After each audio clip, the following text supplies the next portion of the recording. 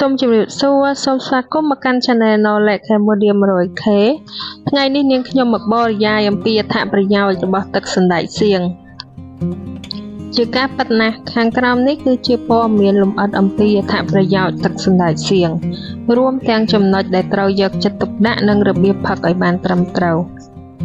ទឹកសណ្តែកសៀងដែលធ្វើឡើងពីសណ្តែកសៀងដែលបានបែកជាល្អមានអត្ថប្រយោជន៍ដល់សុខភាពយ៉ាងច្រើនប៉ុន្តែក៏មានចំណុចខ្លះដែលត្រូវប្រុងប្រយ័ត្នផងដែរអត្ថប្រយោជន៍ចម្បងប្រភពប្រូតេអ៊ីនដ៏ល្អពីរុក្ខជាតិទឹកសណ្តែកសៀងផ្ដល់ប្រូតេអ៊ីនដ៏សំខាន់ដែលងាយស្រួលរំលាយនិងងាយចាប់យកសម្រាប់រាងកាយវាជាជម្រើសល្អសម្រាប់អ្នកដែលមិនហូបសាច់សត្វឬចង់បន្ថែមប្រូតេអ៊ីនពីរុក្ខជាតិ 2. ការរំលាយជំនួយការរំលាយសណ្តែកសៀងមានសារធាតុរំលាយដែលដើរតួជាប្រូបាយអូទិកដែលជាអាហារសម្រាប់បាក់តេរីល្អនៅក្នុងពោះវៀននេះជួយជំរុញការលូតលាស់នៃបាក់តេរីល្អធ្វើឲ្យប្រព័ន្ធរំលាយមានសុខភាពល្អនិងជំរុញការបន្សាបជាតិពុល 3. ផ្ដល់ថាមពលនិងបង្កើនស្មារតីជាតិកាបូអ៊ីដ្រាតនៅក្នុងទឹកសណ្តែកសៀងគឺប្រភេទស្មុគស្មាញដែលរំលាយបន្តិចម្ដងដោយផ្ដល់ថាមពលយូរអង្វែងនិងមិនបង្កើនកម្រិតស្ករក្នុងឈាមឲ្យកើនឡើងភ្លាមវាជាអាហារសម្រាប់ខួរក្បាលនិងជួយបង្កើនស្មារតីប្រសើរ 4. ល្អសម្រាប់ស្ត្រីជួយបន្ធូររោគសញ្ញានៃរដូវមានសកម្មភាពស្រដៀងនឹងអរម៉ូនអេដ្រូហ្សែនការផឹកទឹកសណ្តែកសៀងឲ្យបានទៀងទាត់អាចជួយបន្ធូររោគសញ្ញារដូវរាបដូចជាក្តៅខ្លួនព្រមទាំងជួយរក្សាតុល្យភាពអរម៉ូន 5. បង្ការជំងឺបេះដូងសារធាតុ Isoflavonoids និងសរសៃអាហារក្នុងទឹកសណ្តែកសៀង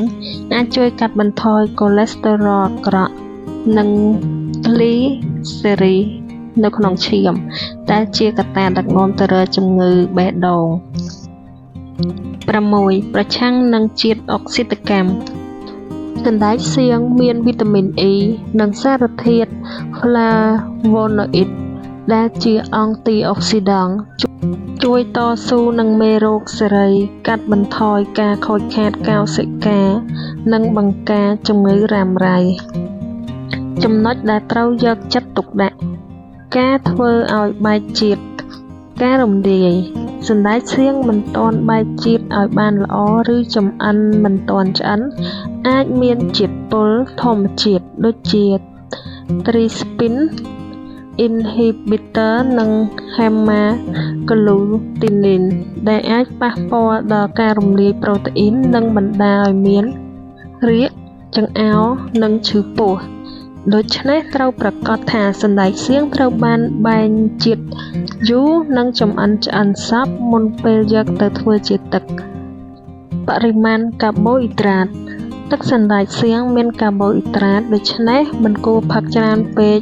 ជាពិសេសសម្រាប់អ្នកដែលកំពុងត្រួតត្រាកម្រិតស្ករក្នុងឈាមគួរផឹកដោយមិនបន្ថែមស្ករឬបន្ថែមស្ករតិចតួចបំផុតបានហើយសកម្មភាពប្រហាក់ប្រហែលអរម៉ូនសម្រាប់មនុស្សមួយចំនួនមនុស្សដែលមានបញ្ហាអរម៉ូនឆ្គងដូចជាជំងឺទ្រូង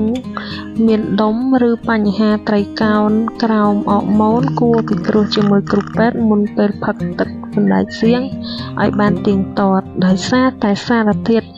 Phytoestrogen អាចប៉ះពាល់ដល់អរម៉ូនសណ្តែកសៀងជាប្រភេទអាហារដែលមានប៊ូរីនខ្ពស់បង្កើការបរិភោគច្រើនពេកអាចបង្កើនហានិភ័យនៃការកើតជំងឺកូដឬធ្វើឲ្យរោគសញ្ញាអាក្រក់កើតឡើងរបៀបផឹកទឹកសណ្តែកសៀងឲ្យមានសុខភាពល្អធ្វើខ្លួនឯងល្អជាងទិញគេការធ្វើទឹកសណ្តែកសៀងខ្លួនឯងអនុញ្ញាតឲ្យអ្នកគ្រប់គ្រងបរិមាណស្ករនិងធានាថាសណ្តែកសៀងត្រូវបានបែកជាតិនិងចម្អិនឆ្អិនសព្វកុំបន្ថែមស្ករច្រើនប្រសិនបើចង់បន្ថែមរសជាតិអាចប្រើបន្លែផ្លែឈើដូចជាត្រសក់ការ៉ុតឬផ្លែឈើបន្តិចជំនួសឲ្យស្ករផឹកឲ្យបានសមស្រប កុំផឹកច្រើនពេកក្នុងមួយថ្ងៃផឹកមួយកែវប្រហែលជា200ទៅ250មីលីលីត្រក្នុងមួយថ្ងៃគឺគ្រប់គ្រាន់ហើយ